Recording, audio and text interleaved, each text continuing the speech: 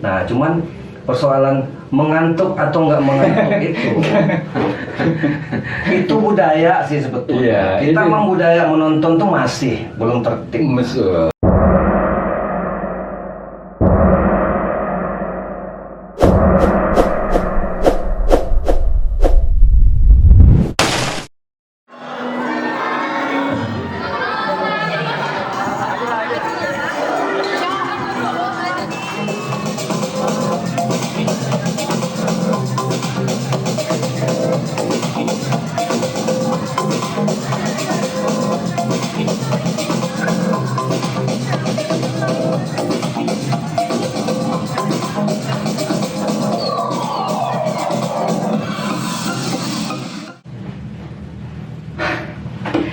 Hai guys, apa kabar? Salam sehat, salam kreatif selalu. Ketemu lagi dengan saya, Sir Ilham Jambak, beserta seluruh kerabat produksi Lapstock yang diinisiasi oleh Lab Teater Ciputat.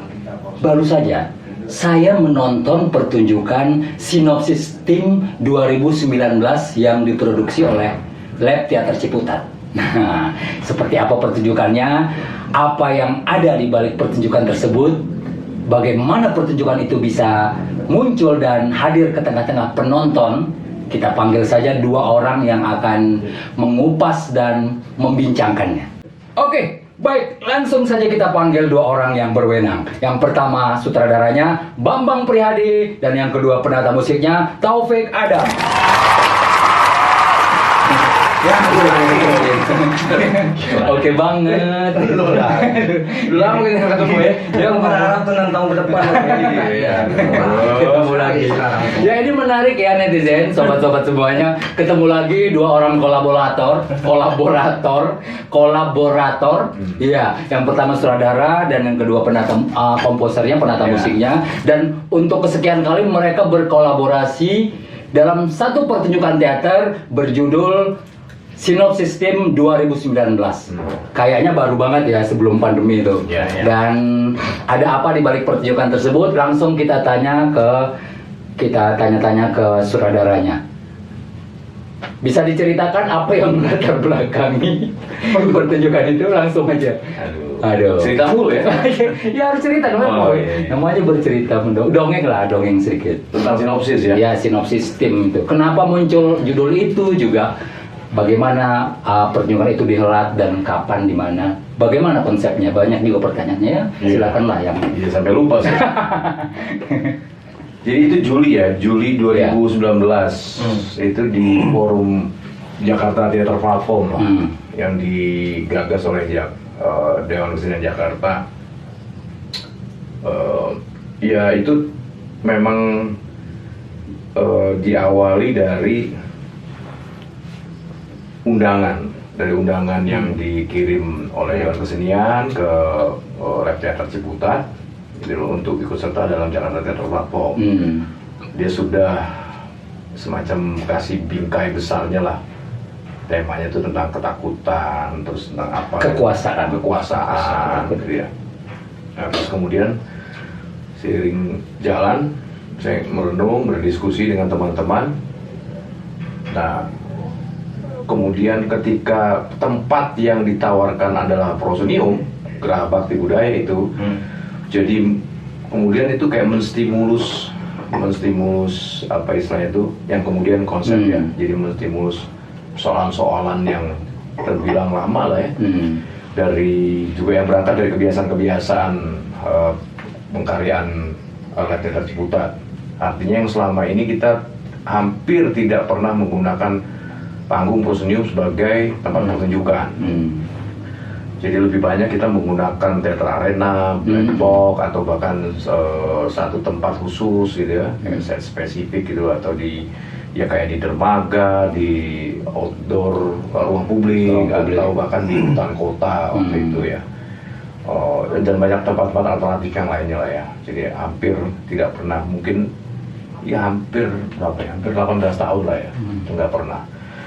Nah, itu pun selain juga karena kebiasaan, juga karena ada soal yang ternyata belakangan cukup mengganggu juga, adalah kebiasaan-kebiasaan penonton itu menggunakan tempat prosenium itu sebagai pertunjukan, dan kemudian pertunjukannya selalu mengundang kantuk. Jadi hampir saya selalu saja menonton pertunjukan teater gitu ya di prosenium itu selalu saja diradang istilahnya itu, diserang oleh rasa kantuk gitu ya. Mau di Gerabakti, mau di Gedung Senian, mau di mana gitu, di Sosit, Harmoni itu. Saya nggak tahu apa karena stamina tontonan saya itu makin merosot atau karena pertunjukannya memang atau karena macam-macam. Iya, macam-macamnya. Tapi lama-lama kok terasa saya memang ini berjarak. Panggung prosenium itu memberi jarak gitu ya, di luar dari soal estetika, pilihan estetikanya ya. Tapi itu membuat jarak pada penonton.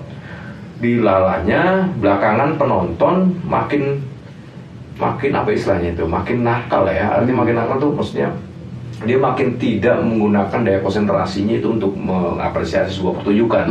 Jadi selalu saja dia nonton sambil juga merekam. Jadi kalau kita melihat pertunjukan di satu tempat itu selain ada kita harus konsen dengan pertunjukan di panggung, kita juga akhirnya nonton cahaya-cahaya yang muncul dari Android HP, Android HP itu. Awalnya kan dulu kan kita cuma terganggu dengan suara-suara kamera gitu ya. Nah dari situlah kemudian jadi bahan diskusi selanjutnya bagaimana temuan-temuan subjektif saya ini yang juga dialami oleh teman-teman gitu. Nah bergulir kemudian saya kaitkan dengan tema besar yang namanya kekuasaan dan ketakutan. Juga akhirnya membayangkan kalau seperti itu apa ya panggung itu bagi penonton, bagi audien, bagi masyarakat atau bagi kami sendiri bagi pelakunya. Nah dengan tawaran itu saya sebagai sutradara tidak menolak, tapi oke, saya tidak akan nolak tempat Gerabakti itu sebagai tawaran, tapi kemudian saya jadikan itu justru inspirasi. Jadi mulailah kami kemudian bergerak mencari arsip-arsip dari si Gerabakti itu. Awalnya tim, tapi terlalu banyak juga kan arsip-arsip tim. Jadi kami saya perkecil menjadi arsip-arsipnya Gerabakti budaya gitu. Nah dari arsip-arsip itulah mulai dari yang audio, sifatnya yang video gitu kan, visual itu sampai kemudian yang arsip-arsip koran itu. Kita pelan-pelan pelajari, kita kumpulkan itu, bahkan pidato-pidato kebudayaan itu yang udah hancur, nggak kedengeran gitu ya, patah-patah gitu udah. Nah itu semua kita bentang, kita papar, kemudian bagaimana pertunjukannya. Ketika kemudian si panggung Gerabakti itu kita jadikan museum. Oh di situ apa konsep poinnya ya. Kita jadikan museum, karena muncul arsip kita apakan dengan panggung yang berjarak itu, dengan tempat yang berjarak itu. Akhirnya muncul tadinya saya mau jadikan itu kuburan atau itu tempat pertunjukan yang sepi, sementara permainan terjadi di antara penonton. Kemudian pilihan konsep yang kita pilih adalah museum, kayak gitu. Nah, bagaimana kemudian kita membicarakan museum, terus bagaimana kemudian pemain-pemain yang muda itu membaca tawaran ini gitu loh. Nah, kemudian dengan tentunya juga satu lagi kenyataan saya dan teman-teman yang mempunyai proses yang durasi untuk prosesnya itu cukup singkat sebetulnya. Jadi di antara karya-karya lab teater hanya sinopsis nih yang terhitung singkat waktunya gitu ya. Ditambah kesibukan teman-teman juga ya. Jadi ya lumayan cuma berapa puluh kali pertemuan gitu kan, 40 kalau salah 40-an kali pertemuan kita hitung dengan gagasan tempat itu kemudian menjadi seluruh tempat, mulai dari lobi GBB, area itu menjadi tempat pertunjukan, sang wing kanannya, wing kirinya itu, kemudian sampai ke belakangnya tempat rias, sampai di samping kirinya lagi itu jadi tempat tempat pertunjukan itu sendiri. Kemudian juga proseniumnya tentu jadi tempat juga. Kemudian ada panggung tambahan tempat juga, dekat lobi, sebelum keluar lobi ada tempat juga. Jadi bayangannya bagaimana sekali lagi GBB itu sebagai sebuah museum yang dikunjungi oleh penonton adalah pengunjung museum, yang kemudian para pemainnya adalah orang-orang yang berjarak dengan museum, dengan masa lalu gitu. Nah itu gagasan, Oke. Itu gagasan awalnya ya. awalnya Gagasan konsep dasarnya. konsep awalnya. Oke, baik. Menarik sekali ya, Pak sobat-sobat kreatif. Selalu saya minum dulu ya. Ya silakan, mau minum dulu nggak apa. Boleh tawarin? Hanya ada air bening.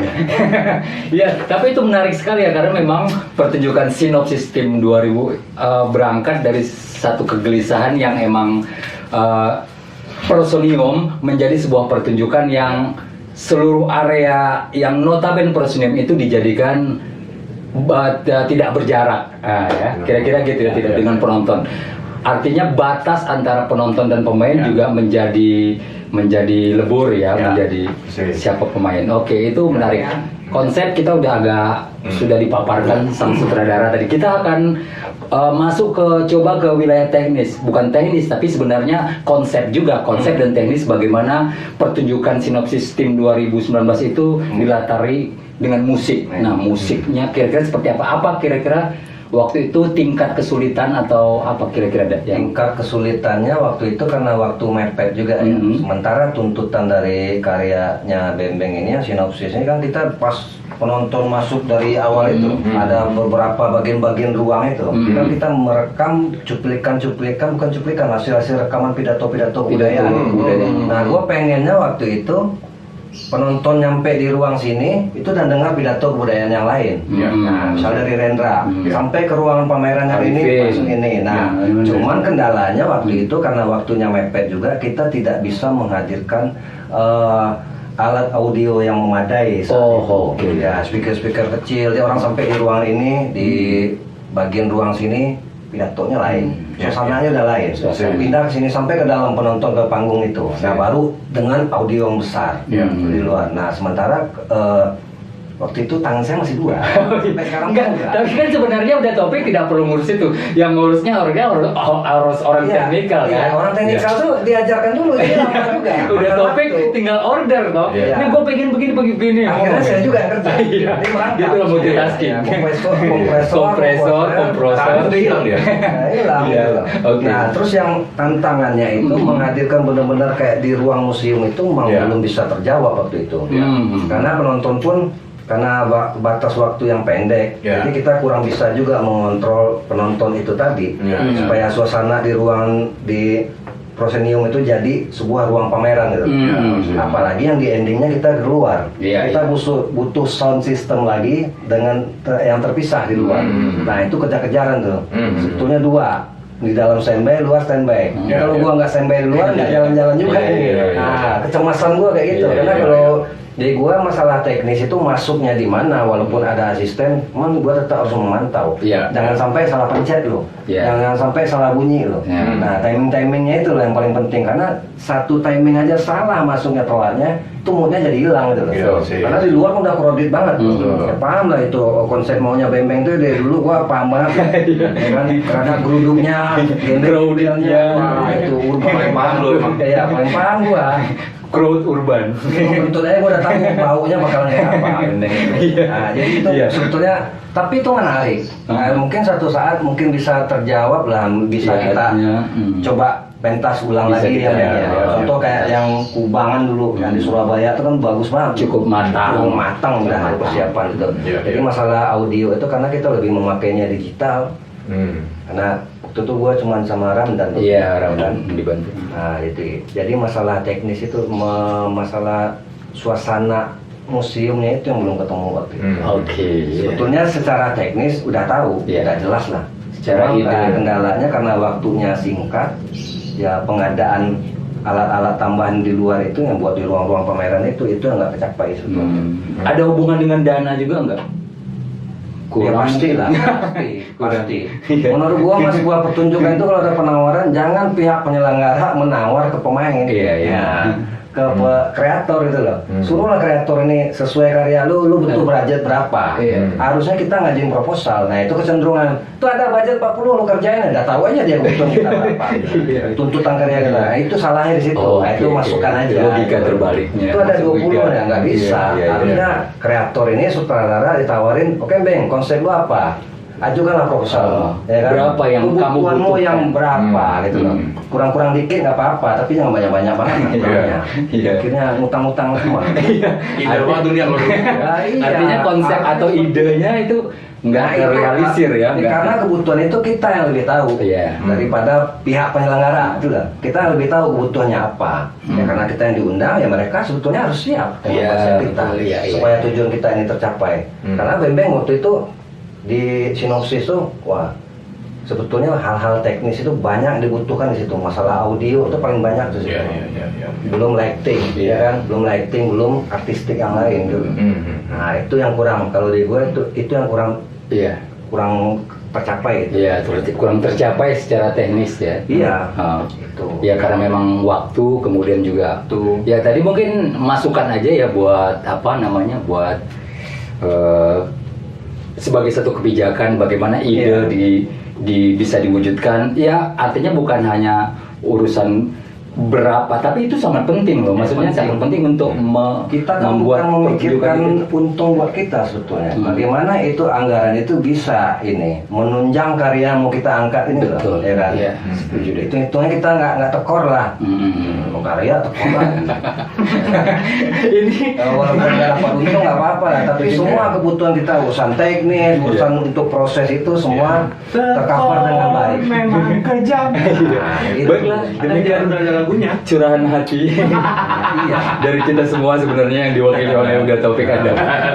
Tapi ya memang gitu ya, sebuah ide, sebuah gagasan, sebuah konsep memang mahal. Kenapa tidak semua orang bisa melakukan hal itu? Iya. Karena untuk mencapai suasana ruang pameran itu sendiri kan nggak gampang sih. Betul. Ruang prosenium mau lu jadiin sebuah jadinya bentuknya jadi ruang pameran. Iya. Situasinya seperti apa? Orang melihat lukisan sini, suasana ilustrasinya ada lain, ruangnya ada lain, warna ada lain, cahaya ada lain. Gitu. Jadi waktu itu masih baru sebagai simulasi. Simulasi. Baru simulasi. Iya. Berarti baru terasa kita membuat satu tawaran Iya. yang melibatkan penonton yang dilakukan Iya. penontonnya padat gitu Iya. ya. Dan kemudian juga kita berikan kebebasan untuk merespon juga. Iya. Jadi sampai ada orang yang menonton dengan live streaming gitu kan. Iya. Walaupun live streaming yang sederhana dari Iya. live IG atau apa namanya video WA, WhatsApp gitu misalnya itu terjadi kan sejumlah Iya. penonton itu melakukan itu, melempar itu ke publik yang di luar gitu loh. Sampai kemudian ada momen terakhir itu ketika pemain diangkut oleh apa namanya itu mobil penjara ya, mobil kejaksaan. Itu. Jadi kan itu cukup ya arti itu kan banyak cukup memberikan tawaran gitu loh. Shocking juga buat penonton ketika mereka kemudian tahu oh ternyata pertunjukan udah selesai. Dengan pemain masuk ke dalam apa namanya mobil kejaksaan itu. Jadi memang ada uji coba campuran antara yang ini ya, orang biasa sebut happening art gitu ya. Terus kemudian ada ya pertunjukan yang basisnya tubuh, ada juga yang bergaya improvisatori gitu ya. Menggunakan juga benda-benda gitu ya. Nah itu memang ya baru sebatas itu, baru sebatas kita coba bagaimana mengurai tempat ini menjadi apa namanya itu setiap sisinya tuh punya kenangan, punya penonton gitu loh, itu aja. Jadi orang nggak ngerasa masuk ke panggung prosenium. Menarik sekali ya pembahasannya. Yang mana? Yang tadi. Itu saya dapat poin dari Anda. Pertama, pengalaman pribadi ketika menjadi penonton atau melihat sekeliling orang-orang yang menonton satu pertunjukan katakanlah teater, ada yang ngantuk, kemudian asik dengan dirinya sendiri, dia selfie segala macam. Nah, tentu kita membayangkan ada persoalan dalam pertunjukan itu, baik performernya atau pelaku pertunjukannya atau penonton itu sendiri. Karena kalau dari sudut pandang penonton bisa aja kan kita kalau melihat psikologi kota sekarang macet, mereka masuk ke gedung pertunjukan udah capek dan macam-macam. Tapi mungkin satu hal, barangkali bagaimana pertunjukan itu bisa menjadi katakanlah punya gairah, apakah musiknya atau artistiknya atau permainan itu sendiri dan macam-macam ya. Panggung itu strategi-strateginya. Karena di samping saya sudah ada penata musiknya. Nah, bagaimana kira-kira membuat satu pertunjukan Tapi musik itu menjadi bagian yang sangat penting dalam satu pertunjukan, kita tahu ya. Tapi apa fungsi musik dalam satu Ya pertunjukan kalau teater? sebuah pertunjukan itu membuat penonton tuh gimana nyaman menonton pertunjukan itu, ya seperti yang dibilang Bembeng tadi, kita nggak paham psikologis penonton sebetulnya, ya kan, kalau itu dibahas. Karena penonton teater itu saya yakin 50%-nya juga bukan orang yang hanya pengen melihat, menikmati pertunjukan itu sendiri. Ada sekarang yang sekedar mau nonton aja. Kadang ada juga kan, mohon maaf, biar boleh dibilang seniman teater nih, gua nonton teater, sementara dia nggak memahami teater itu sendiri. Kalau kita berkarya, kalau menurut saya, kalau kita harus mengikuti kemauannya penonton, berapa ribu kemauan penonton yang harus kita turuti sebetulnya. Nah justru itu pentingnya bagi saya itu apa, konsep sinopsis segala macam sebuah pertunjukan itu, penonton sebelum masuk kan udah kita kasih buklet. Iya. Harusnya setidaknya dari Itu sebagai pembacaan pengantarnya. Ini yang mau disampaikannya seperti ini gitu loh. Jadi gimana tuntutannya apa, seperti apa, kita nggak menuntut penonton yang nggak mungkin semuanya suka dan nggak mungkin juga semuanya nggak menikmati gitu. Itu pasti gitu loh. Nah cuman persoalan mengantuk atau nggak mengantuk itu budaya sih sebetulnya. Iya, Kita ini- memang budaya menonton tuh masih belum tertib. Betul. Nah, penonton disuruh diam aja kalau mohon maaf, kalau bukan banding-bandingkan, budaya nonton di luar tuh memang tertib. Nggak ada orang yang ingin kamera, pakai blitz aja nggak boleh. Gitu. Tepuk tangan ya di hal-hal tertentu. Iya, di momen Nggak sembarangan gitu. Selesai baru. Nah, itu akan membuat pertunjukan itu sendiri, penonton paham, dia mengerti teater atau enggak, dia akan bisa menikmati itu kalau menurut saya. Kalau dia belajar untuk tertib sebagai penonton ya. Nah itu sampai ke endingnya, sampai ke belakang, dia pasti akan memahami, oh ini toh ceritanya. Nah ini kan udah noise duluan, ya kan?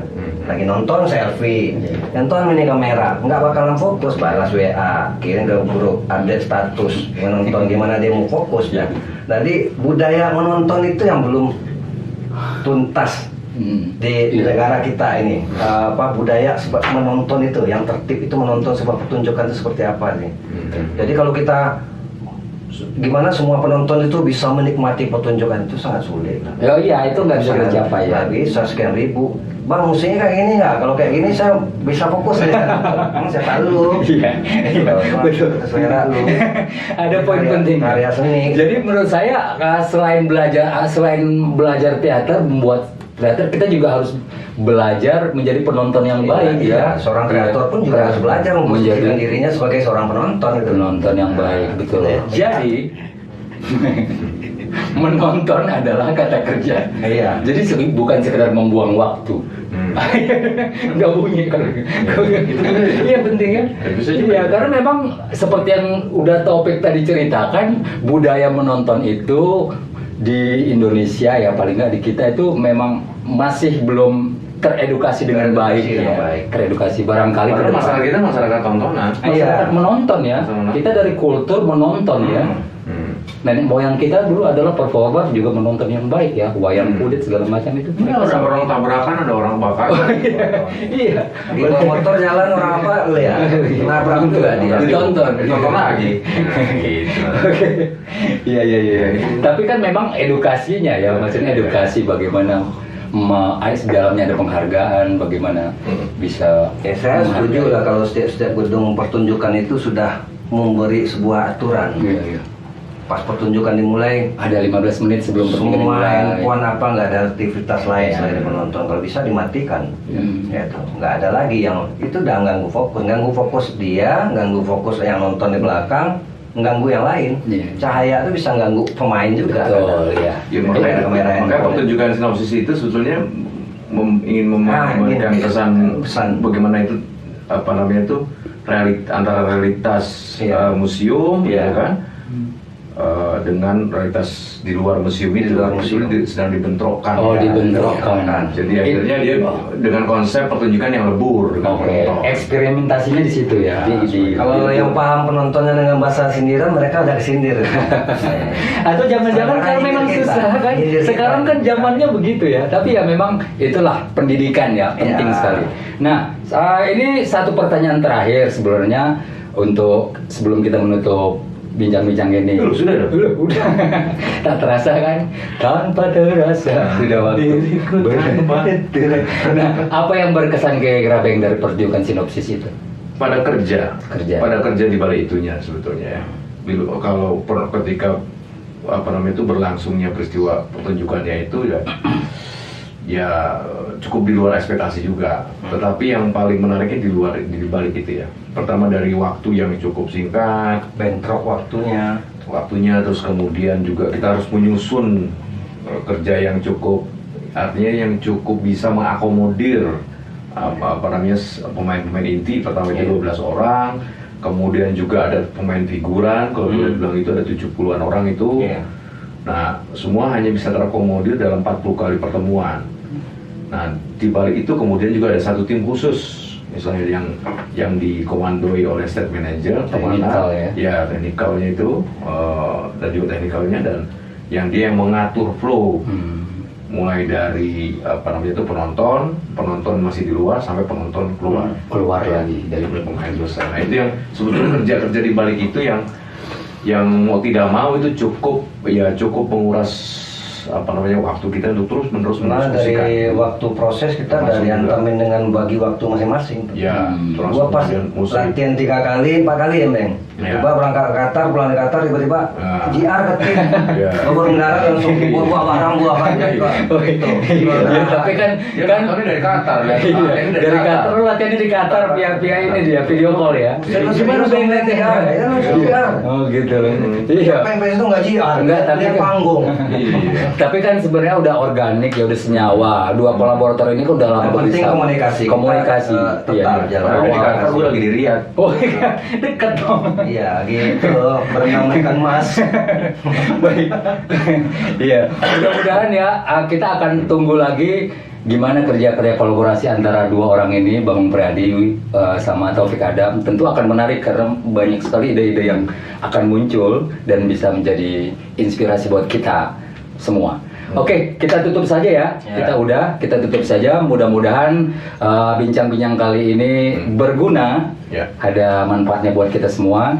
Dan terima kasih. Jangan lupa di Subscribe. Ya benar. Di subscribe, di share, dan di like ya. Like. Oke, ketemu lagi. Sampai jumpa di Live Talk Lab Teater Ciputat. Terima kasih. Dah.